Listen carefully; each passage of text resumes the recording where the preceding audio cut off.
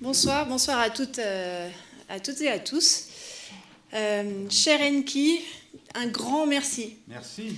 Un grand merci d'avoir accepté notre invitation, de nous donner de ton temps qu'on sait précieux, un temps que tu as déjà beaucoup donné à une file de grands motivés, de grands fans à la librairie pour une séance de dédicace où tu ne signais pas uniquement, tu dessinais aussi. Donc c'est franchement un beau cadeau. Et de ton temps pour cet échange. Merci à Ali pour la modération et à Isabelle qui y participe également pour échanger avec nos étudiants, nos collègues enseignants, les salariés et puis un public externe que nous accueillons aujourd'hui et de partager ainsi ton talent de créateur et ce qui est vraiment la quintessence de la mission de notre centre d'écriture et de rhétorique, croiser les regards sur le réel et puis s'envoler avec l'imaginaire. Donc je te laisse entre de très bonnes mains avec Ali qui va gérer cette modération. Encore merci, et puis tu sais que tu es le bienvenu à Sciences Po dès que tu le souhaites. Merci, bonne soirée à toutes et tous. Merci. Merci Delphine. Merci à vous d'être avec nous ce soir. Bonsoir Enki Bilal. Bonsoir. Isabelle Delorme, qui sait tout de votre œuvre, nous posera tout à l'heure quelques questions et des micros circuleront dans la salle pour que vous puissiez également dialoguer avec Enki Bilal. Écrire et dessiner pour penser notre monde, c'est l'intitulé de cette soirée, de ce moment. Est-ce que ça correspond, écrire et dessiner notre monde, à ce que vous faites comme artiste ? Alors oui, plus que jamais d'ailleurs, parce que je me rends compte depuis quelques années, que le plaisir d'écrire est au moins aussi égal à celui de dessiner, même plus important peut-être, parce que j'ai une chance énorme, c'est d'avoir appris le français sur le tard, donc à l'âge de 10 ans, à partir de l'âge de 10 ans, c'est pas... En arrivant de Yougoslavie. Voilà. Et ça a été une chance. Donc, tomber amoureux d'une langue nouvelle, c'est quelque chose d'assez rare, parce que ici, j'imagine que la plupart des gens sont nés avec le français, avec la culture française. Donc ça a compté énormément. Et le temps que je m'installe dans ma vie d'artiste, d'auteur, il a peut-être fallu un peu plus de temps pour que le français prenne un peu ses racines, d'une certaine façon. Et là, j'ai l'impression que... alors, penser le monde, l'écrire et le dessiner, ça fait un tout, mais c'est de plus en plus l'écrit. Et d'ailleurs, vous écrivez de plus en plus dans vos BD. C'est assez frappant parce que le texte a une langue, le français, et ça influe sur l'imaginaire, mais en l'occurrence, le dessin, lui, il obéit à une logique comparable ou pas du tout ? Est-ce que le dessin, c'est justement l'espace de la liberté totale, maximale ? Alors, il faut qu'il soit libre, mais il ne faut pas qu'il contrarie le texte. Il ne faut pas qu'il soit dans la redondance, le dessin. Il ne faut pas qu'il soit dans l'hermétisme non plus. Il faut créer une espèce d'équilibre. Et il y a une musique dans les mots. Donc moi, je cherche cette musique dans les mots, comme il y a une mélodie dans le dessin, je pense. Et c'est l'alchimie des deux qui fait que ça marche ou ça ne marche pas, que ça passe ou ça casse. Mais en tout cas, ce qui est important, c'est de se dire qu'il y a quand même quelque chose... Il y a un but, il y a quelque chose à dire et à raconter. Oui. C'est ça surtout qui est Mais je vous important. pose la question parce que dans Bug 3, il y a donc le bug, ou en tout cas cette sorte de baleine étrange qui à un moment parle... Comme ça. Il est grande comme ça, ouais. Et pourtant elle est effrayante comme si elle était aussi grande que le monde.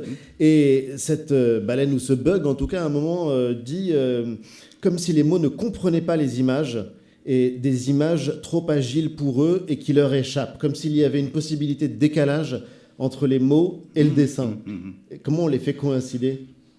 Non, j'ai essayé d'expliquer l'inexplicable.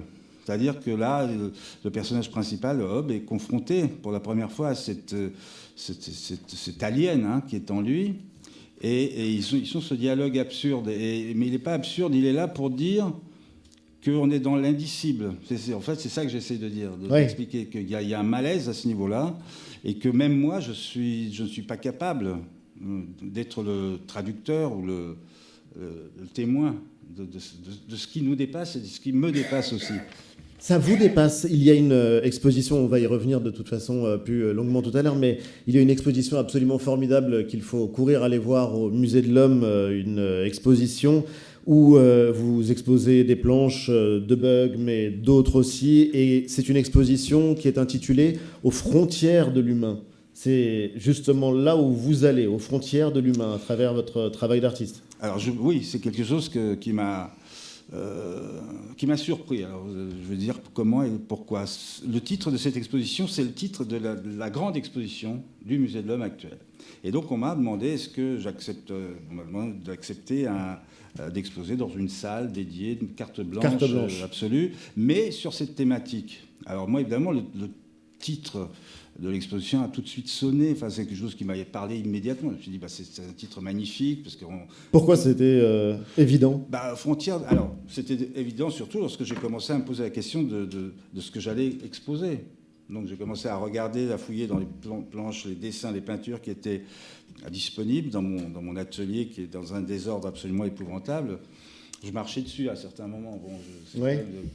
Et alors, je me suis dit que tout, finalement, je réalisais à ce moment-là que tout ce que j'ai fait depuis le début était relié à cette thématique, des frontières de l'humain. Et notamment du précipice que ça suppose. Parce que c'est ça qui est excitant et inquiétant aussi, c'est que ces frontières, c'est pour aller où? Aujourd'hui, je considère que on est au bord du précipice. Alors ça rejoint et la politique et la géopolitique et la culture et tout ce qu'on vit. Et ça, on va en parler évidemment parce que c'est extrêmement contemporain. On va d'ailleurs voir l'une des premières planches qu'on a choisies parce qu'on traverse une période tragique, dramatique, et votre œuvre, elle nous permet, sinon de comprendre, en tout cas de mettre en perspective beaucoup de choses que nous vivons sur le mode de la sidération, ou avec des repères qui sont complètement perturbés. Et ce que vos fans savent depuis longtemps, c'est que on peut vous voir dessiner l'humanité du futur, l'humanité qui vient. Et en fait, c'est nous que vous dessinez. C'est notre époque. C'est moins de la science-fiction. C'est comme si la science-fiction, d'ailleurs, n'était plus de la fiction. Moi, c'est ce que je pense. Effectivement, on est en train de la vivre. C'est ce qui nous faisait, enfin, pas moi, mais des gens qui étaient sceptiques, il y en a eu beaucoup, il y en a encore, sans doute, sur l'imaginaire de certains écrivains, auteurs, de grands écrivains. Il y a 40 ans, ils disaient, mais ça ne peut pas arriver. Oui. C'est pas pour nous, c'est pour les enfants, ou c'est l'imaginaire. Enfin bon, bref, c'est de la fantaisie. Ces termes un peu dévalorisants. Et finalement, on y est. On se rend compte que, je ne sais pas, les nanotechnologies, ça nous dépasse totalement. On n'imagine pas que ça puisse exister. Et en plus, on connaît très très peu de choses de ce monde de la science qui innove et qui nous surprend. Et donc voilà, alors, ce lien, moi, m'a beaucoup plu, évidemment, avec le Musée de l'Homme, parce que en fin de compte, c'est le plus important des musées, finalement. Celui qui raconte l'histoire de l'humanité. Il nous raconte maintenant où on va aller, où on peut aller avec la science, notamment. Alors, je ne suis pas du tout scientifique. Je n'ai pas du tout l'esprit scientifique, mais je suis fasciné par ça. Et là, on regarde, par exemple, donc, deux de vos planches. On est à Paris en 2041. Et pourtant, c'est un Paris assez sombre. On voit l'Élysée, c'est très d'actualité. Et on se dit que ces scènes-là pourraient se produire. On vit dans un monde où les mondes du possible que vous imaginiez, Enki Bilal, et qui pouvaient sembler à la fois terrifiantes et puis, de l'ordre de l'imaginaire pur, elles sont ou elles peuvent devenir réalité. Oui, là, ce que vous avez choisi, effectivement, moi-même, ça m'interpelle réellement parce que quelque part, il y a naturellement, quelque part, je ne me projette plus aussi loin qu'avant. Avant, j'avais tendance à faire des délires un peu graphiques aussi. Le graphisme était un peu à la manœuvre, donc je me laissais emporter dans une espèce de... En plus, il y a eu une compétition, je fais une parenthèse extraordinaire, dans les années, c'est très loin maintenant, les années Métal Hurlant, les années fin des années 70, 80, il y avait une telle effervescence de création, de créativité chez les dessinateurs, tous nos travaux se retrouvaient immédiatement, c'était publié en France, et ça se retrouvait immédiatement à Hollywood, dans les studios de Hollywood, où les mecs disaient, tiens, on va utiliser ça, évidemment, pour s'en inspirer. Et donc, ça, c'était une période où, effectivement, il y avait comme ça une grande liberté de création graphique. Mais maintenant, plus j'avance et plus je me sens obligé, donc c'est toujours cette idée du texte qui vient me chercher, qui me dit, voilà, il faut exprimer les choses de manière peut-être moins spectaculaire graphiquement, mais il faut raconter des choses. Il faut raconter des choses que moi je sens comme plausibles. Alors justement, je vous interromps une seconde, Anki Bilal, juste pour que tout le monde s'aperçoive de ce que ça veut dire quand vous dessinez des choses qui vous semblent plausibles. On va voir la prochaine planche. Je pense qu'elle va vous sidérer. On la trouve dans Bug 3. Et en l'occurrence, c'est deux personnages donc, qui dînent avec cette table en tête à tête, gigantesque. C'est un tête à tête. Et évidemment, alors non, pas évidemment, mais ça semble évident, la photo a été prise après. Mais c'est ça qui est le plus fort. Ouais. C'est-à-dire que ça fait écho. Ouais. Et le monde de guerre ou de destruction, de menaces d'apocalypse que vous décrivez, il fait écho avec ce que nous observons aujourd'hui comme spectateurs de cette guerre qui se joue en Europe. Absolument. Mais là, je ne pouvais pas imaginer que Poutine pèterait un gros câble. Je ne pouvais pas imaginer cette chose. Mais en même temps, moi, ce qui me fascine moi-même dans cette espèce de prémonition, c'est que dans l'histoire de Bug, là, c'est une tsarine. Oui, le tsar est une tsarine. C'est une tsarine du fin fond de la Sibérie, donc qui veut... qui a, et cette scène, d'ailleurs, se passe en Sibérie. En Sibérie, voilà, on est perdu dans un... et donc, Hobbes, le personnage principal, est son prisonnier. Alors, il a en plus une tache bleue qu'il a ramenée de Mars, ce qui est tout à fait évident. Quand on va sur Mars, on revient avec une tache bleue sur le visage. Et donc, il fait peur. Il fait peur parce que contaminant ou pas, qu'est-ce que c'est cette maladie, etc. Finalement, 6 mois après, Poutine est face à Macron. Il a peur. Il a peur des maladies. Il a peut-être peur d'un parapluie bulgare ou d'une fléchette empoisonnée. Il connaît le dossier quand même. Donc, alors, lorsque j'imagine comme ça un tête-à-tête entre une tsarine en pleine Sibérie et un personnage comme Hobbes, je me dis d'abord, il y a une distance qui est naturelle. C'est presque dans les gènes des pays de l'Est. Cette espèce d'étendue. Alors l'étendue de Sibérie, on la retrouve aussi peut-être dans un tête-à-tête. Et c'est des choses comme ça qui me sont venues presque naturellement, sans aucune... la prémonition, c'est ça, c'est une intuition quelque part. Une intuition. Et donc il faut suivre cette intuition. Moi, je la suis. Comme je l'ai suivi de manière... Alors, c'était beaucoup plus grave lorsque les tours jumelles dans le sommet du monstre, ça, c'était beaucoup plus grave, mais c'était beaucoup plus assumé parce que là, il y avait une réflexion derrière. Dans le basculement de l'obscurantisme, etc., c'est quelque chose qui me paraissait venir. J'ai senti dans venir. Les années 80, vous avez dessiné... années 95. Ça, c'est 95. Même avant, en 80, vous dessiniez le chute du mur avec Pierre Christin. Oui, avec la chute du mur de Berlin. Absolument. Que vous imaginez. Mais c'est assez fascinant, parce que là, en l'occurrence, c'est les traces de la pandémie. Il y a beaucoup de sujets qui nous parlent et qui parlent de nous. Et vous avez tous lu Bug ? Pour ceux qui ne l'ont pas lu, je vous en fais... un pitch rapide, vous complétez si je me trompe, mais disons qu'on est fin 2041, un bug numérique, digital, généralisé, frappe la Terre, tous les systèmes numériques sont effondrés. Toutes les archives numériques sont effacées, c'est-à-dire que les disques durs sont vides et il n'y a plus de mémoire vive, comme on dit pour les ordinateurs. Du coup, on est obligé de se remettre à faire fonctionner nos cerveaux, à faire fonctionner la mémoire de nos cerveaux. Et il y a, une analyse, mais qui n'est pas une analyse, parce que c'est dessiné. Vous racontez notre dépendance au numérique, la place que ça a pris dans nos existences individuelles et collectives. Et du coup, oui, ce grand bug, il devient plus crédible que celui qu'on imaginait au moment du passage à l'an 2000. Oui, bien sûr, c'est vrai. Celui-là, il est radical, il est complet, il est total. C'est-à-dire que on est tous là, on a tous notre téléphone portable sur nous. Ouais. Là, vous n'avez plus rien.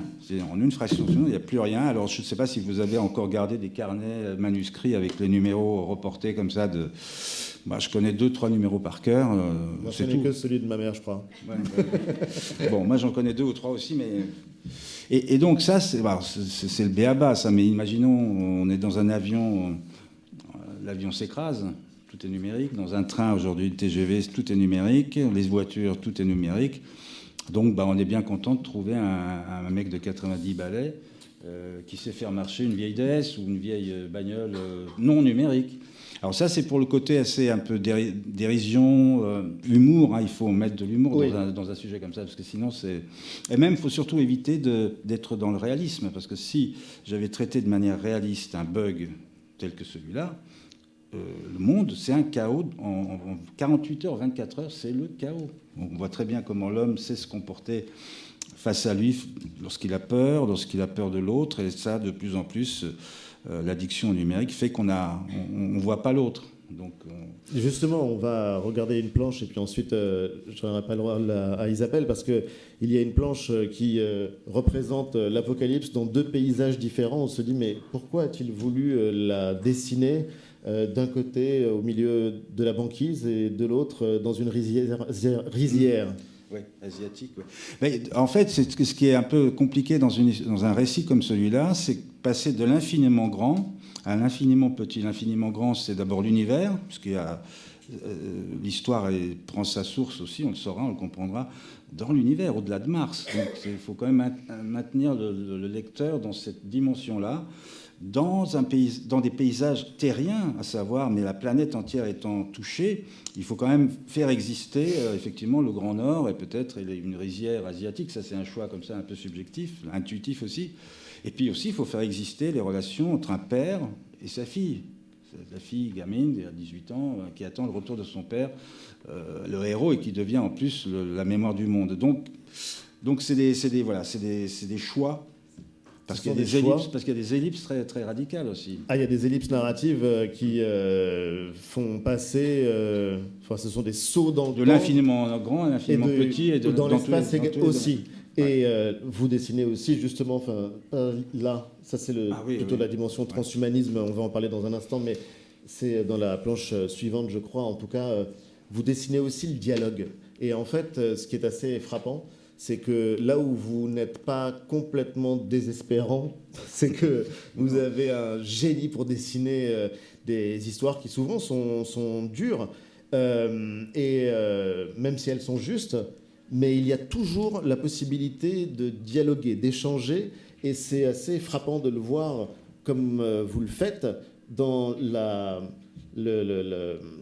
j'en perds mes mots, la case, non...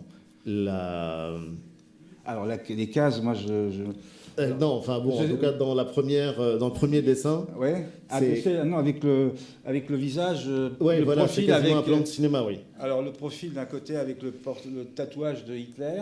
Ouais. Vous parlez de ça, hein, c'est ça? Voilà. C'était la première image, oui, juste avant ça.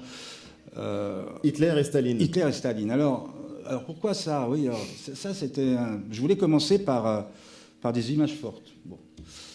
Et le retour de l'idéologie. C'est-à-dire que quand la mémoire disparaît, quand la transmission a failli, et on rend compte tout d'un coup que le numérique ayant disparu, le livre existe toujours, mais on a perdu vraiment un peu le contact avec le livre. Et dans les 20 ans qui viennent, on le perdra encore plus. Donc tout d'un coup, il me fallait un moment, comme pour secouer le lecteur, lui dire attention, le XXe siècle n'est pas mort, il va revenir en boomerang. On est au XXIe, mais il va nous revenir en boomerang. Et donc c'est là que j'ai imaginé une personne qu'on ne voit pas pour l'instant, mais on voit un manteau de fourrure, un peu une main avec des bagues, c'est la grand-mère, mais une grande historienne de 112 ans. Et elle a quoi? Elle a tout un passé absolument incroyable, c'est une Française, elle est une historienne, et qui commence à jouer avec les concepts du XXe siècle et à véritablement embobiner tous les intellectuels. Enfin, on ne le voit pas, mais c'est écrit et c'est dit. Et ça m'a paru intéressant parce que c'est finalement ce qu'on est en train d'oublier. Alors, il se trouve qu'il y a Poutine qui, là encore, vient à mon secours et me dit « Non, moi, je n'ai pas oublié. » J'ai pas oublié, le tsar est là. Mais il arrive avec un truc inédit, c'est que il utilise les armes du soviétisme, soviétique. Ah oui, il était au KGB, mais pour essayer de rêver, pour essayer de construire une grande Russie. Donc c'est un mélange de Russie blanche et de communisme. Il n'est pas communiste du tout, lui. Donc voilà, tout ça, alors ça joue avec des concepts. Effectivement. Et du coup, vous créez Staller, donc cette sorte de fusion entre Staline et Hitler, parce qu'on est dans la confusion des mémoires. C'est exactement. Une fois que tout a été effacé. C'est exactement ça. Et cette confusion des mémoires, elle existe malheureusement déjà aujourd'hui. On peut le voir sur certaines générations. La confusion, elle est totale. Et surtout, il y a un tel déficit de transmission que c'est à la limite la moitié du XXe siècle, les 50 premières années du XXe siècle, pour beaucoup de gens, ça n'a pas existé, puis ça n'a aucun intérêt. Le monde commence avec nous, avec le numérique, avec ce qu'on sait faire avec. Donc c'est là que, voilà, c'est une façon de remercier le bug. S'il arrivait, ça nous permettrait de nous reposer un peu, de regarder en arrière et d'être forcé de réagir et de réfléchir pour s'en sortir. Et justement, j'aimerais juste qu'on revoie donc la dernière planche, parce que ça nous oblige à nous réfléchir, à regarder le passé. Ça nous oblige aussi à... comment dire, on peut tomber amoureux, on peut parler, on peut se retrouver malgré l'apocalypse et ses effets dévastateurs, malgré il nous reste que ça à un moment. Il reste que ça à un moment. Et finalement, une histoire, alors ça sera développé à tous les niveaux, mais les histoires individuelles, à un moment donné, elles prennent le pas sur tout, et c'est ça une forme de résilience incroyable chez l'humain. C'est qu'à un moment donné, sa propre histoire, sa propre histoire d'amour, je dis par exemple, ça dépasse, c'est au-dessus de tout. C'est au-dessus de... Souvent, les situations de guerre les plus terribles, moi j'ai connu ça un peu, enfin, j'y étais pas, mais Sarajevo, par exemple, c'est une ville bombardée, vraiment un acharnement, une folie, ce que vivent un peu aussi à Mariupol actuellement les Ukrainiens.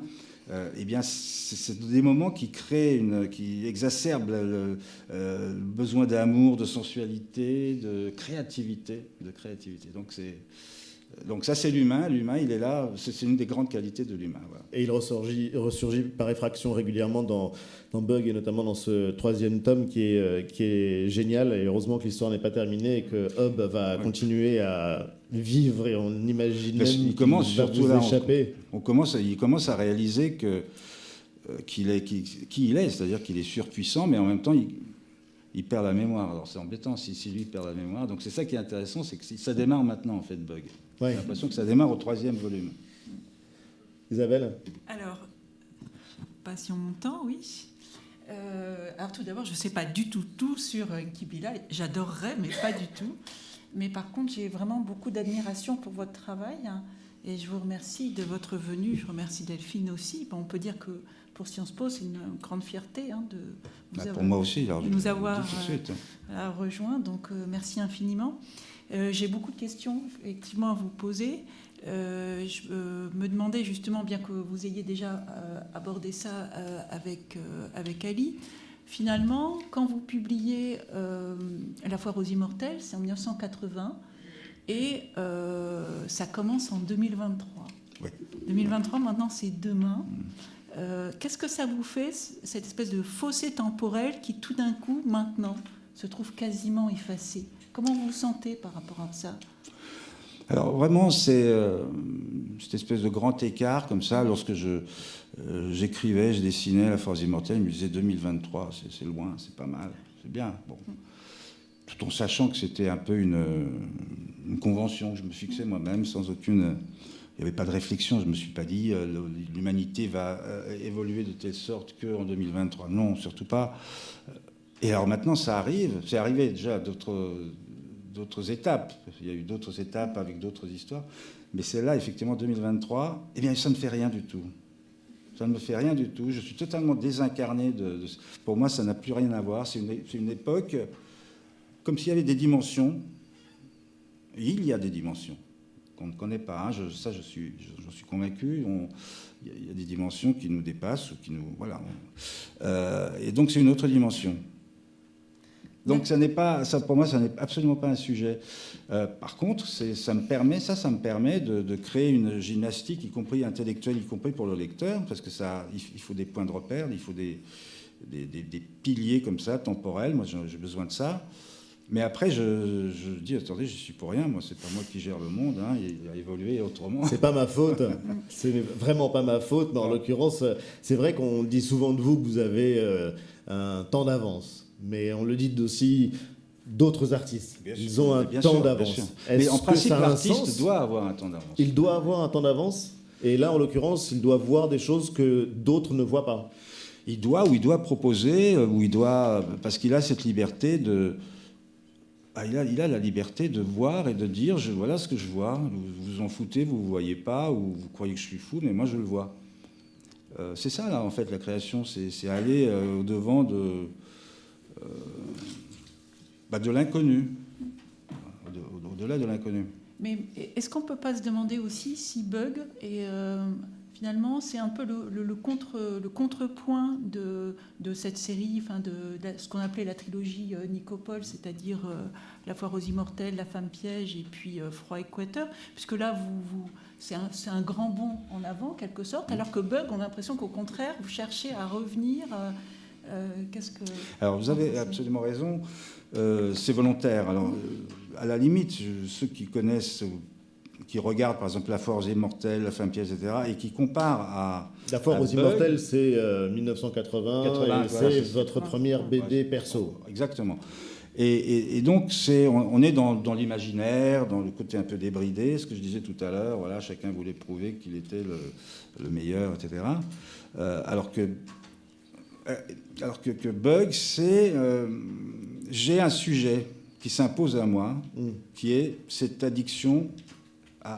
Au numérique. Et si ça disparaît, qu'est-ce qui se passe? Parce que pour en arriver là, je vais passer très vite, mais moi j'ai suivi la marche du monde. L'éclatement de la Yougoslavie, Sommet du monstre, et toute cette trilogie. Ensuite, le début de la prise de conscience réelle de la fragilité de la planète, ça donne le coup de sens, c'est-à-dire 3 albums aussi, qui sont des fables, alors très, très loin de Bug, hein, qui m'ont valu d'ailleurs de perdre beaucoup de lecteurs, parce qu'ils se sont perdus, ils se sont dit, il devient fou, on ne comprend rien, voilà, il se prend pour je ne sais pas quoi. Non, vraiment. Mais moi, j'étais très fier de faire ces bouquins, parce que quand j'ai fait Julia et Rome, c'est une interprétation de Roméo et Juliette qui était, pour moi, c'était très, très, très, très important de faire ça. Très ambitieux. Mais en même temps, ce que je voulais dire, c'est que je suivais quand même la marche du monde. Et lorsque je termine... le coup de sens, la planète qui s'est révoltée et qui met à l'épreuve les humains, je suis devant l'inconnu. Quel est le prochain thème? Arrive cette idée de peut-être le jour où je me suis baigné dans une piscine en Corse, je jette à l'eau, je nage et je me rends compte qu'il y a quelque chose qui bat contre ma cuisse. Ah, je comprends immédiatement, j'avais laissé mon téléphone portable dans la poche. Le temps de regagner le bord de la piscine, je sors le truc, il est déjà chaud, il commençait à chauffer, il est mort dans l'heure qui a suivi. Je suis resté 3 jours sans vous rendre compte, sans téléphone portable. Mais en Corse, au bord d'une piscine. Et votre traduction visuelle est un peu loin quand même. Je m'en veux énormément, j'ai honte de dire que ça m'a vachement contrarié. Ah mais je vous comprends, ce serait mais pourtant j'aurais pu me dire, mais c'est parfait, c'est la nature qui l'a voulu, je suis face à la beauté absolue de la nature, de la mer et tout. Non. Et là je me suis dit, c'est vraiment quelque chose qui peut être une catastrophe pour le monde. Mais comment est-ce que vous arrivez, par exemple, je prends une autre de vos BD, je ne sais pas si tout le monde la connaît, mais Le Sommeil du monstre. Le Sommeil du monstre, c'est avant l'an 2000, c'est dans les années 98, 97, c'est ça. Et en tout cas, Enki Bilal imagine une sorte de groupe de fanatiques religieux qui... comment les décrire? C'est une sorte d'ordre qui veulent détruire les symboles de l'Occident. Donc détruire, par exemple, le Chrysler Building à New York, détruire la Tour Eiffel, évidemment, à Paris. Vous adorez la détruire d'ailleurs, la Tour Eiffel. Oui, je la maltraite absolument. J'adore justement, parce que c'est le premier monument. Quand je suis arrivé à Paris, mon père nous a emmené voir la Tour Eiffel. C'est en 97-98 et après il y a le 11 septembre 2001 et on voit le retour du fanatisme sous cette forme-là et qui s'en prend justement à des symboles et qui s'en prend à des choses qu'on considère, à tort ou à raison, comme sacrées en plus. Mais alors ça, c'est quelque chose de beaucoup plus réfléchi et comment dire, il y a un moment donné où la réalité de l'éclatement de la Yougoslavie, donc les années 90, c'est quelque chose qui m'a évidemment traumatisé, qui m'a fait beaucoup de mal. Même gamin, ça vous a traumatisé? Pardon? Même gamin? Non, en 80, j'étais plus gamin, en 95, dans les années 90. Non, je ne imaginais pas, en fait, j'avais pas... Dans les années 90, j'étais plus gamin. D'accord. Le gamin de Belgrade, je suis né en 51, donc c'est déjà loin. D'accord. Non. Merci pour... Non, mais... non, ce que je veux dire, c'est que vraiment, ça m'a ravagé, littéralement. Enfin bon, j'avais de la famille en plus, et à Sarajevo et à Belgrade. Moi, je suis en plus tiraillé entre les deux. Alors les Serbes, ils voulaient que je sois serbe avec eux, mais je ne suis pas serbe. Hein. Et les musulmans, ils voulaient que je sois... Je suis plutôt musulman, parce que mon père était musulman. Non pratiquant, mais musulman. Donc je vis ce truc-là de manière assez difficile. Et le Nouvel Obs me propose de m'envoyer sur le terrain, en me disant, voilà, carte blanche, si tu veux, vas-y, fais des dessins, des textes, fais ce que tu veux. J'hésite, et puis je dis non, c'est pas comme ça que je dois régler le problème. Je dois le régler moi-même en tant qu'auteur, artiste, etc. Et c'est là que je tombe sur un papier dans je ne sais plus quel magazine, sur les talibans, les jeunes étudiants en religion, islamistes, islamisés à mort, etc. Et là, je découvre un truc qui fout la trouille, littéralement. Les femmes lapidées, les femmes pas le droit d'aller à l'école, etc. Voilées jusqu'à... Bon, bref.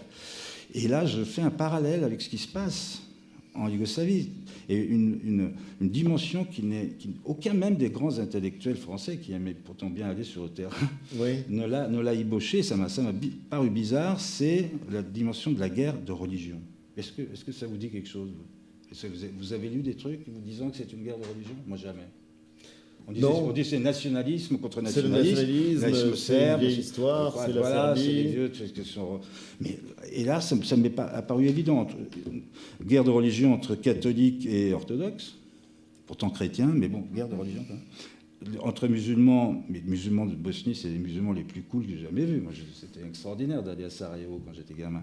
Mais là, sous la pression, la tension, les manipulations, bon, bref. Donc tout ce temps, et ça m'apparaît comme une évidence. Je me dis, le monde de demain risque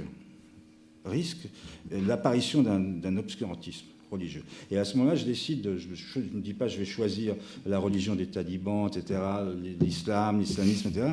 Je vais plutôt me faire un melting pot entre les trois religions monothéistes.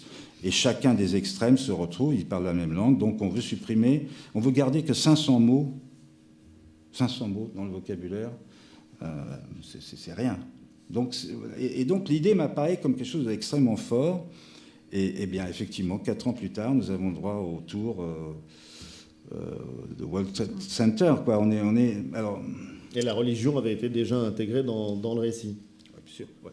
Et juste d'un mot encore... Avant de donner la parole d'ailleurs à la salle, si vous avez des questions à poser à Enki Bilal, il y a quelque chose qui relève toujours, malgré tout, de la satire. Et oui, mais c'est quelque chose qui ne vient pas spontanément quand on évoque Enki Bilal. Ah non, c'est on jamais. On dit génie d'abord, mais ensuite on dit rarement, tiens, il est drôle. Et pourtant, dans vos récits, il y a de l'humour, il y a une forme de distance, comme si la menace de la pire des catastrophes, comme si la catastrophe qui avait déjà commencé pouvait être regardée avec un peu de distance. La distance qui est autorisée à l'artiste, en tout cas, plus qu'à nous autres simples mortels. Ça fait plaisir d'être compris, merci beaucoup. C'est vrai? Non, mais c'est vrai. Ah, moi, je vous dis ça vraiment, c'est une intuition. Non, mais moi, je le sais aussi depuis longtemps. Je me fais beaucoup rire quand je fais ces histoires. non, mais j'essaye de vraiment, c'est exactement le terme, prendre de la distance. Ça, c'est évident. Mais il y a un truc qui me dessert, en fait, c'est mon graphisme, qui peut passer pour être, qui est d'ailleurs dur, violent, qui peut être dense. Et il y a aussi beaucoup de gens qui font une opinion sans avoir lu. Oui. Or, si on ne lit pas, on ne comprend pas qu'il y a cette dérision. Elle passe par le texte. Alors... difficile avec mon graphisme de faire. Je ne vais pas faire des gros nez, des gags, je sais pas, une peau de banane. Oui, je peux le faire, mais ce serait un peu bizarre. Donc je pense que l'humour, la dérision fait partie de ces histoires, parce que si je les traitais au premier degré, je pense que je me serais déjà tiré une balle dans la tête. Vraiment.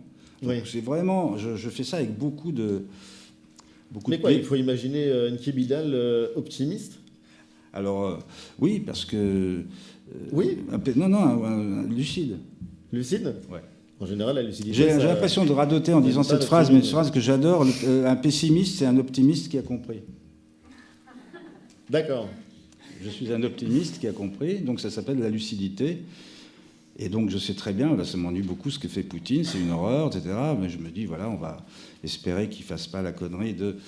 Non, je ne suis pas du tout dans l'angoisse. Je suis dans une lucidité aussi par rapport à l'état de la planète. Hein. Je pense que ça, c'est quelque chose que les hommes politiques ne veulent pas voir. Ils ne peuvent pas. Ils ne peuvent pas admettre ça. Et même ceux qui... On va faire un tout petit peu de politique. Même ceux qui s'engagent dans des partis écologistes, je veux dire, ils sont à côté de la plaque. Ils sont dans l'idéologie avant d'être dans la subtilité, dans la hauteur qu'il faut prendre. Il faut prendre de la hauteur pour parler d'écologie aujourd'hui. C'est pas à coup de je sais pas quoi, de loi pour que les hommes fassent la vaisselle, hein, qu'on va y arriver. Mais pour prendre la mesure, en tout cas, pour prendre la mesure des enjeux, et qui sont des enjeux qui dépassent le politique. C'est ça, en fait, le problème. Il faudrait que l'écologie planétaire se détache des idéologies. Donc, bon. J'adore que vous ayez employé le verbe « espérer ». J'espère. Non, mais c'est vrai. J'espère, oui. Ce serait bien. Donc, alors, bon, voilà, maintenant, les 30 années qui viennent sont... Il y a des choses qui vont faire mal. Hein. Bon, voilà, c'est le réchauffement...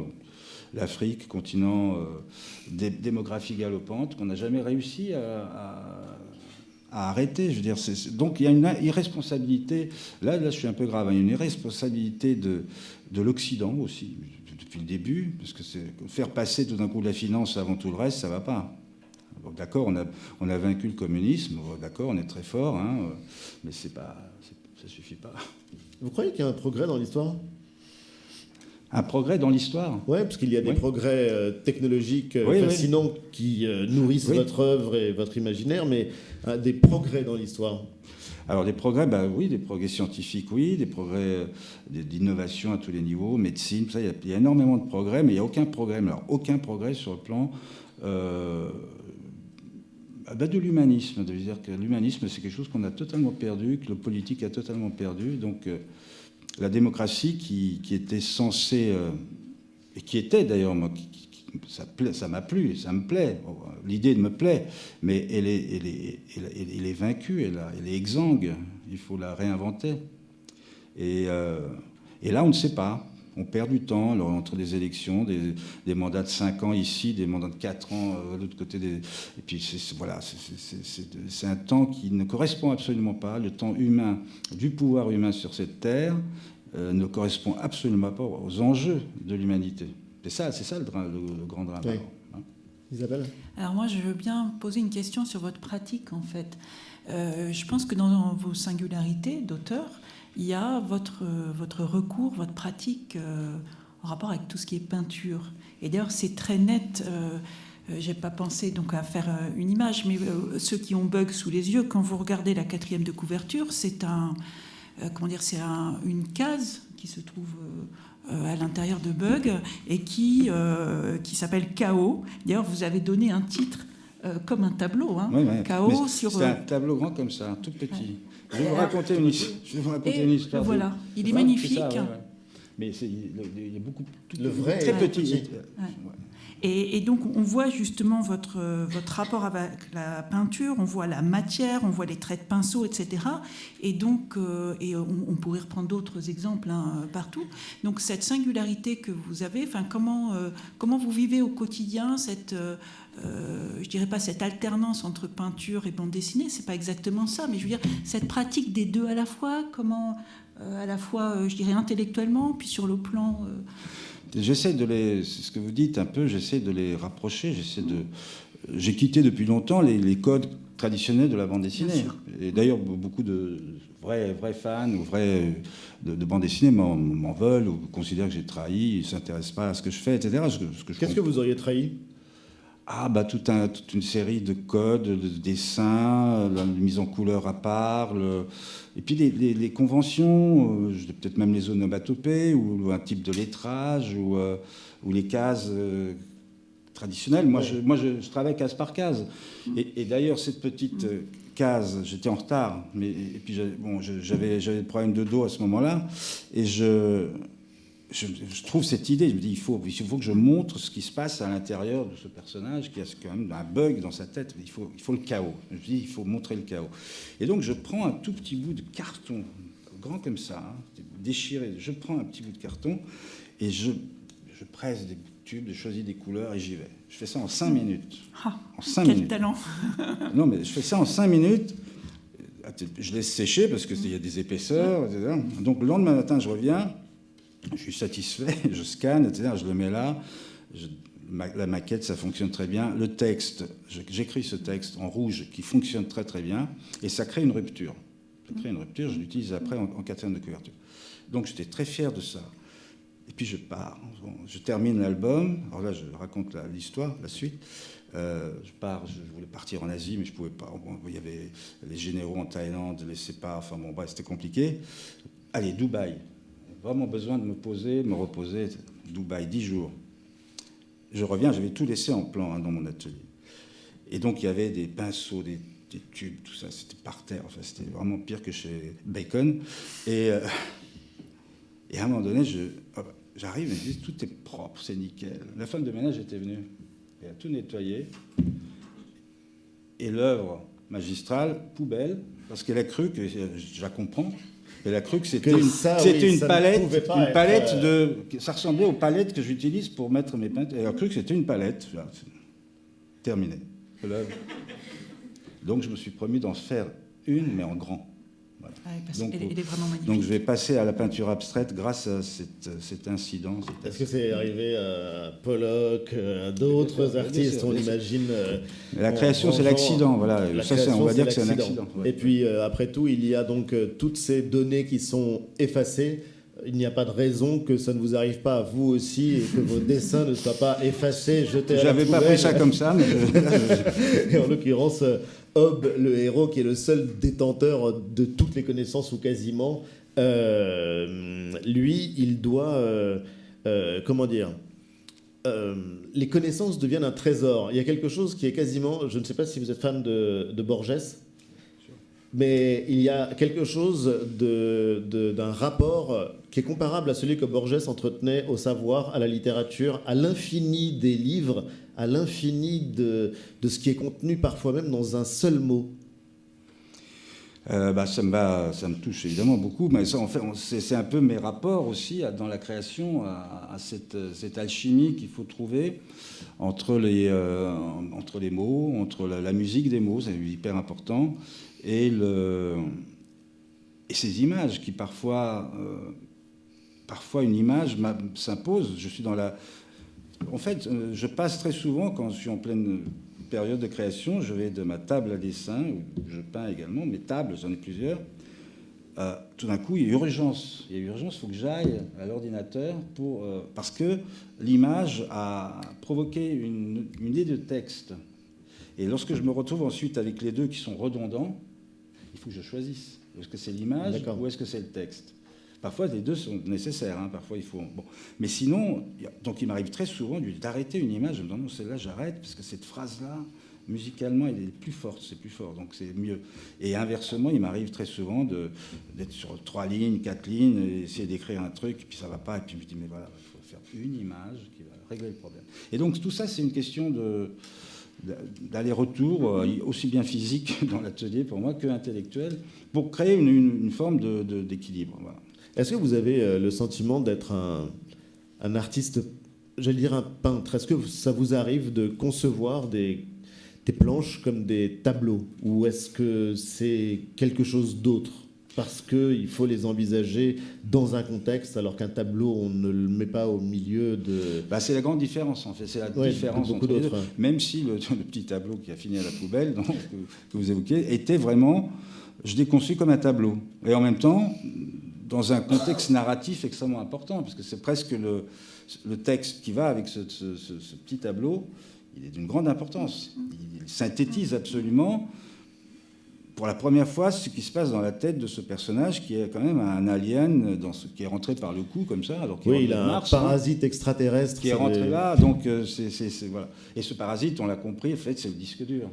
C'est pas Hobbes qui a tout piqué. C'est pas son cerveau, c'est ce petit machin qui est un disque dur absolument phénoménal. Donc ça, il me fallait régler le problème. Donc je le fais à ce moment-là. Mais sinon, faire une case qui est inscrite dans une narration, la traiter comme un tableau, je le fais sur la gestuelle parce qu'il faut pas que ce soit, il faut que ça se libère, la main soit libre. Mais c'est des choses très différentes. Non, parce que quand on va au musée de l'Homme, justement, là pour le coup, en regardant des planches, des dessins ou j'allais dire des tableaux. Il y a des tableaux aussi. Il y a des tableaux. Ouais. Et en fait, c'est vrai que ça change complètement la perception de votre œuvre. Absolument. Parce que c'est des choses différentes. Alors, il y a un truc que j'aime bien aussi. Moi, j'ai fait une exposition chez Arcurial cet été, d'ailleurs, où j'ai pris des cases de mes derniers albums. Pas vraiment Bug beaucoup, mais surtout Sommet du Monstre, Animals, enfin tous ces albums-là, récents. Et j'ai pris des cases un peu en vrac. Et j'ai tout mis au mieux, enfin, en essayant d'harmoniser un peu l'ensemble. Mais toutes ces cases n'ont pas de texte. Oui. Le texte, je le rajoute quand je fais le montage sur ordinateur. C'est là que je mets le texte. Là, on le voit voilà. d'ailleurs. Donc, voilà, tout ça, c'est rajouté peut, après. Oui, même manger 2 cases, par exemple, ce qui se fait très rarement dans le monde de la BD. Ouais. Et donc, donc, présenter ça dans le désordre absolu d'histoires différentes, ça produit un effet quand même qui est narratif aussi. Les gens me disaient, mais c'est marrant l'histoire, je me fais une histoire avec ce que j'ai vu là. Donc c'est plutôt très agréable. Mais en tout cas, il y a une grande différence. Mais c'était des acheteurs. Mais c'était pas à vendre. C'était pas à vendre. Non. D'accord. Non, je vends pas toujours tout. Non, c'est vrai, c'était pas à vendre. Non, mais c'est une question. Mais non, mais il y a des. Et en plus, je dis, à un moment, on m'a fait le reproche, certains. Ça, c'est un peu de la. Bon, on va dire la jalousie, c'est humain, hein, mais j'ai entendu dire, on disait, il fait ses histoires case par case pour mieux les vendre. Oui, j'ai entendu ça. Ce qui était absurde, parce que, alors d'une part, parce que j'avais commencé plus de 10 ans avant de faire ma première vente, hein, vraiment. Et puis c'est même pas moi qui l'ai initié, cette vente. Et puis surtout parce qu'il y a, dans un album, il y a énormément de cases qui ne sont pas spectaculaires. Oui. Un chant contre chant, des gens qui parlent, ça n'a aucun intérêt. Donc il y en a quelques-unes qui peuvent focaliser l'intérêt. Mais en tout cas, c'est comme un film, en fait. Hein. On filme, et puis ensuite, on fait le montage. C'est exactement comme ça que je fonctionne. Et puis, il y a des moments de pause, c'est vrai, dans une BD comme dans un film, oui, en l'occurrence. Bien sûr. C'est monté. Est-ce qu'il y a des questions dans la salle? Quelqu'un veut lever la main, se présenter et intervenir pour interroger Anki Bilal? On a été tellement complet, il faut dire. Oui, nous avons tout dit là. Nous avons tout dit.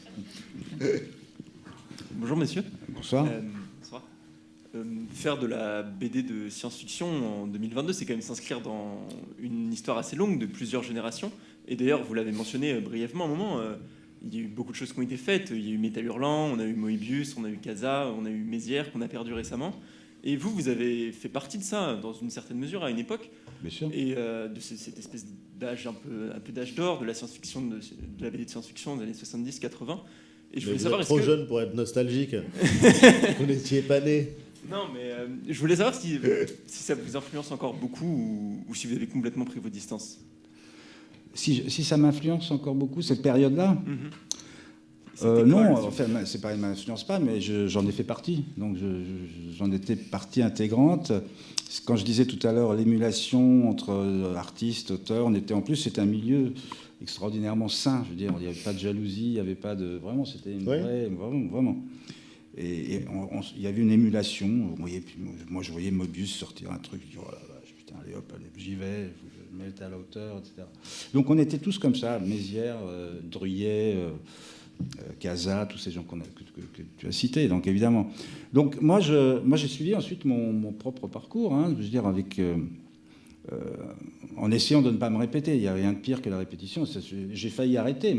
Si je n'avais pas trouvé cette technique de case par case, si je n'avais pas trouvé ça, j'aurais arrêté. Vraiment. Je me serais peut-être davantage consacré au cinéma. J'essaie de faire les deux. Mais le fait d'avoir trouvé cette liberté, ça m'a redonné, c'était avec Le Sommeil du monstre. En plus, c'était un sujet qui me travaillait, littéralement, il fallait que ce soit... Voilà, je ne pouvais pas faire Le Sommeil du monstre en traçant des cases et en contournant à la peinture les phylactères. C'était pas possible. Et donc c'est vous qui êtes devenu influenceur? Alors oui, j'en sais rien, mais bon, mais non, je me suis mis à l'écart de la bande dessinée d'une certaine façon. Oui, mais d'un autre côté, on en parlait juste avant votre arrivée, quand on pense à Peter Skeuten, par exemple. Est-ce que vous sentez encore une familiarité avec eux ou... Oui, parce que non, Skeuten, il fait partie un peu de la même génération, on était en parallèle, hein, et il a lui-même sa liberté. C'est un très grand dessinateur d'architecture, notamment incroyable. Et donc c'est... on a pris, chacun a essayé de prendre sa forme de liberté. Hein, donc on est vraiment là-dessus. Le problème aujourd'hui, il est purement économique. Hein. Pourquoi on n'a plus cette folie, cette démesure dans la créativité de la bande dessinée? C'est uniquement une question économique. On ne peut pas vivre de la bande dessinée si on fait aujourd'hui une histoire en peinture, un truc chiadé, comme je le fais moi, ou comme le fait Skeuten. Skeuten l'a dit clairement, d'ailleurs. Il a dit, je vais arrêter, parce que le temps que je passe... Voilà. Parce que c'est quelque chose qui n'a jamais été payé. Le dessin a toujours été quelque chose de très, très, très... relativement méprisé. Alors, c'est pas la faute des éditeurs, c'est pas ça, mais c'est tout un système de pensée qui fait que... et puis, on n'a jamais su se défendre. Le syndicat, on n'avait pas l'esprit syndicaliste, et ça a toujours foiré. Alors que, par exemple, les photographes se sont parfaitement bien constitués. Et il arrive, malheureusement, il arrive qu'il y ait des droits de reproduction d'une photo de Getty, l'agence mondiale, faite par un photographe inconnu au bataillon qui a servi 10 fois et qui servira 10 fois en plus après, et 3 fois mieux payé qu'un dessin original. Donc, il y a un problème. D'autres questions ?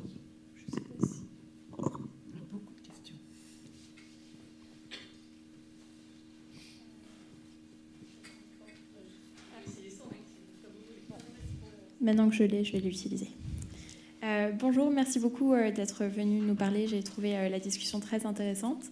Ma question, c'est est-ce que vous réfléchissez, est-ce que ça vous est déjà arrivé de réfléchir en termes de théorie du changement, ou quel est le rôle de votre œuvre pour changer le monde En fait, je pose la question parce que beaucoup de vos ouvrages parlent de questions sociétales importantes, donc par exemple Bug, notre addiction au numérique. Est-ce que vous réfléchissez parfois autour de quel est le rôle de votre œuvre en fait pour peut-être prévenir ou guérir de cette addiction au numérique, et si oui, comment est-ce que vous voyez le rôle de votre œuvre? En d'autres termes, vous me demandez si je suis un lanceur d'alerte, finalement. C'est un peu ça. J'ai pas cette conscience-là et j'ai pas cette volonté-là. J'ai pas du tout la volonté de... D'abord, je pense pas pouvoir interagir sur les événements. Enfin, on peut faire réfléchir, on peut... Moi, je suis pour le débat. Je suis pour le débat et la nuance. Alors, si je m'accroche peut-être aujourd'hui à ces thèmes-là, c'est parce que... Même en allant à l'extrême, même en poussant jusqu'aux frontières de l'humain, vous tenez à ça.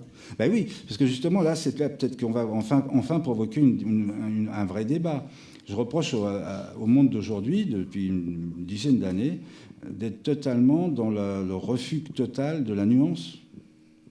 Le débat, il suffit de voir les chaînes de télé en continu, le débat, il faut alors, oui, non, gauche, droite, blanc, noir. Maintenant, en plus, on y va carrément sur la couleur des peaux. C'est pas seulement tout est blanc ou tout est noir. Il y a ça. Et donc, à partir du moment où vous commencez à dire, attendez, je suis d'accord avec vous, mais moi, je pense que... Non, monsieur, non, vous êtes dans ce camp-là et vous dans celui-là. Le camp du bien, le camp du mal, et inversement, chacun... Donc, on est dans quelque chose qui appauvrit, qui amène à la régression, qui nous affaiblit. Alors... je vais prononcer un mot, je sais qui peut être accolé un peu aux universités françaises, c'est le wokisme. Oui. Alors, bon, je sais que c'est un peu utilisé, c'est intéressant d'avoir votre point de vue là-dessus, mais je sais ce que ça peut être, j'ai cru comprendre ce que ça pouvait être, et là-dessus, moi, je n'ai pas une pensée très, très, très séduisante envers le monde anglo-saxon, parce que je trouve d'abord, il nous méprise, ou il ne comprend pas qu'on ait la laïcité. Moi, je trouve que la laïcité, c'est un acquis exceptionnel. Pour moi, c'est ce que j'ai trouvé de plus beau quand je suis arrivé en France, quelque part, c'est ça. Alors là, on commence à nous tenser en disant « Attendez, qu'est-ce que vous faites ?» Donc, le monde anglo-saxon me pose problème. Donc, alors voilà, donc on est affaibli parce que l'accélération du monde, on est affaibli parce que l'alliance a disparu, on est affaibli parce qu'il y a des idéologues, et bizarrement, qui viennent de la gauche, enfin, bizarrement, non, elle a toujours été de gauche, l'idéologie, heureusement, mais où elle est pavlovienne aujourd'hui en France, donc ça c'est contre-productif, ou alors, effectivement, elle flirte avec des choses qui sont presque... macartisme de gauche, c'est quand même dément. Enfin, c'est mes mots et c'est ma position que j'aimerais avoir justement le retour. Au sens par rapport... où ce serait une forme de censure. Une forme de censure, d'imposition. C'est table rase 2, etc. Ça, il ne faut pas faire ça, il faut pas... Bon, donc moi, je me méfie de tout ça. C'est une période. Donc on est fragile. Je pense que le monde entier est fragilisé par ça. Le monde est entier. Et donc, voilà, et même sur le plan géopolitique, le truc est en train de se creuser avec, d'un côté, un monde... Alors, Poutine en est la preuve, c'est qu'il déteste, finalement, l'Europe. On aurait pu l'accueillir, essayer de le canaliser il y a 20 ou 30, 25 ans, quand il est arrivé. C'est trop tard. On ne s'est pas rendu compte qu'un type qui change la Constitution pour rester au pouvoir, il pouvait être dangereux. On ne l'a pas fait, on ne l'a pas arrêté à ce moment-là. Mais là, en tout cas, ce que je veux dire, c'est que lui, il commence à détester littéralement l'Occident, mais de manière vraiment grave. Donc ça crée des tensions. Et ça, c'est ce que je regrette un peu, ce côté binaire. Voilà, on est dans le binarisme et il faut en sortir. Et c'est là que, quand je parlais de prendre de la hauteur, pour l'écologie, je pense que vraiment c'est le seul combat qu'on puisse mener sur le plan planétaire global, c'est essayer de sauver la planète pour nous sauver nous. Si on ne fait pas ça, et on ne le fait pas, et on ne le fera pas, on va à la catastrophe. Et donc, c'est pas en se disant Occident, pas Occident, Orient, machin, etc. Bon. Donc, c'est un peu, voilà, c'est un peu un sentiment. Alors, je ne sais pas, le wokisme, je sais que c'est aussi une tarte à la crème. Là aussi, il faut mettre de la nuance. Je suis absolument d'accord. Donc, je ne sais pas dans quelle mesure les grandes écoles sont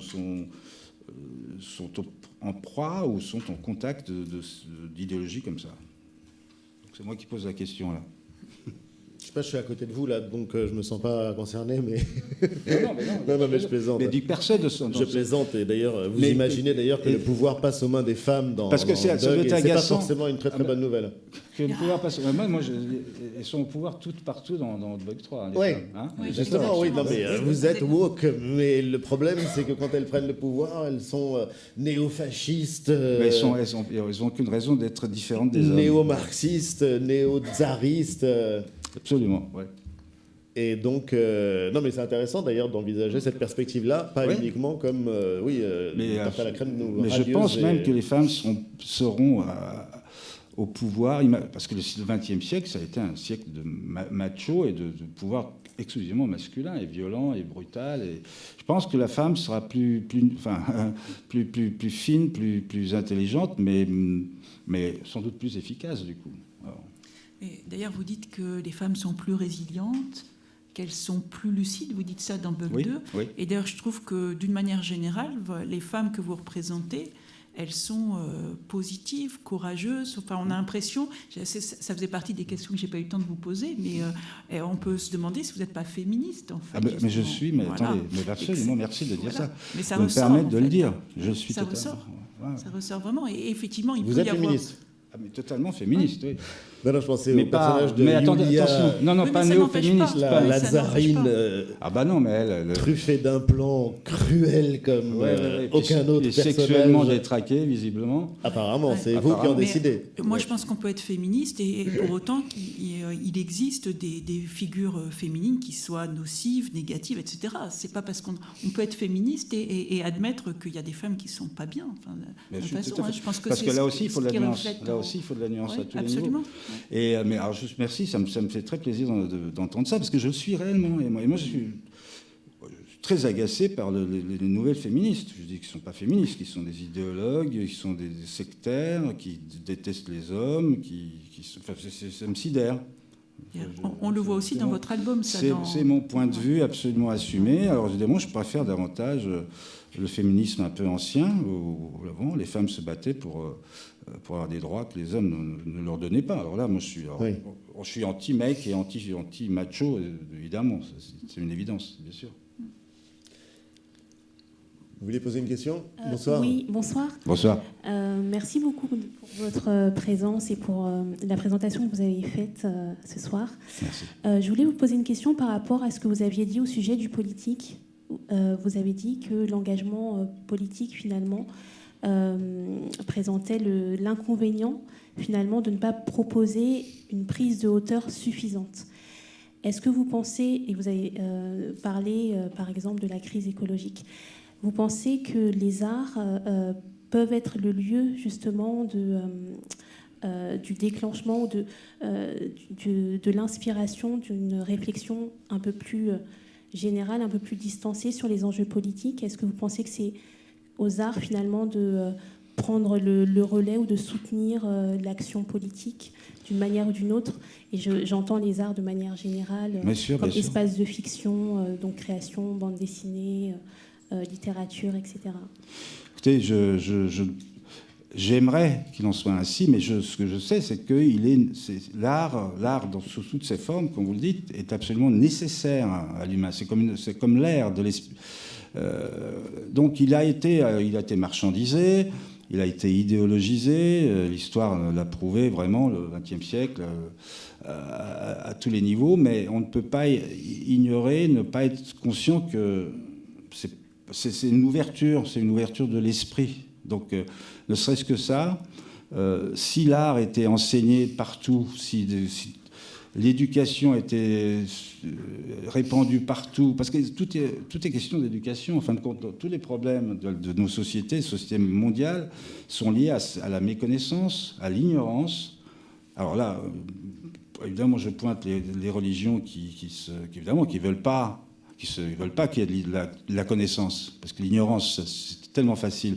Les dictatures, c'est l'ignorance, c'est tellement facile. Poutine, quand il ferme tous les réseaux sociaux, il veut pas que sa population sache que son opération militaire amicale, voilà, ne dites surtout pas guerre. Pas savoir que c'est une guerre et que c'est atroce. Donc voilà. Donc je me dis et là c'est de l'utopie totale, parce que c'est encore une fois les intérêts partisans, politiques, et économiques et financiers qui font que on n'arrive pas à installer cette espèce de programme. Alors ce programme, ça va sonner aussi dictatorial, mais global, où on se dirait, voilà, apprenons à nous tolérer, à nous aimer, à nous fréquenter, autrement que simplement que par les réseaux sociaux. Apprenons à réfléchir ensemble, à nuancer les choses, et puis à être solidaires, parce que, regardez, nous sommes sur une planète, c'est un tout petit caillou minuscule dans l'espace, c'est zéro, c'est une petite poussière de rien du tout. Et on se comporte là depuis 2 siècles, un siècle et demi, comme s'il y avait une autre planète. Alors peut-être que Elon Musk nous promet quand même une colonie lunaire. Pas sûr d'avoir envie d'y aller. Mais il dit clairement les choses. Ceux qui iront ne reviendront pas. Mais il y a déjà des candidats. Donc look up. Merci Enki Bilal. Merci beaucoup. Vraiment, c'était un bonheur de vous entendre et de vous rencontrer. Merci à vous de nous avoir écoutés et d'avoir participé. Et très très belle soirée. Merci.